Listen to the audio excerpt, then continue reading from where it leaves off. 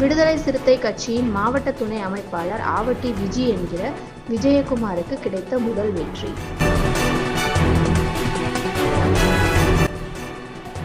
கும்பகோணத்தில் நடைபெற்ற மாநில அளவில் சிலம்பம் போட்டியில் ஆவட்டி அரசு ஊராட்சி ஒன்றிய நடுநிலைப் பள்ளி மாணவன் 2ஆம் இடம் பிடித்து சாதனை படைத்தார்.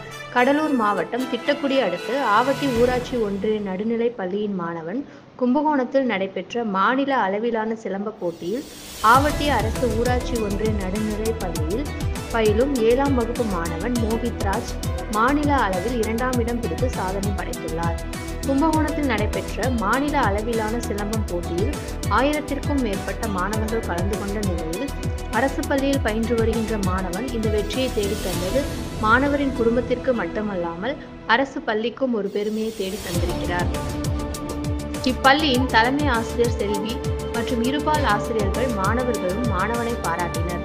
இதற்கு உறுதுணையாக இருந்த மாணவர்களுக்கு தற்காப்பு கலை கொண்டு சேர வேண்டும் என்ற நோக்கத்தோடு சமூக சேவகராக ஆவட்டி விடுதலை சிறுத்தைகள் கட்சியின் மாவட்ட துணை அமைப்பாளர் விஜயகுமார் மற்றும் சமூக ஆர்வலர் வேலுச்சாமி ஊர் பொதுமக்கள் ஆசிரியரை ஊக்கப்படுத்தி மாணவர்களை சிறப்பாக வழிநடத்த வேண்டும் என தற்காப்பு கலை ஆசான் அவர்களிடம் கோரிக்கை விடுத்துள்ளார்.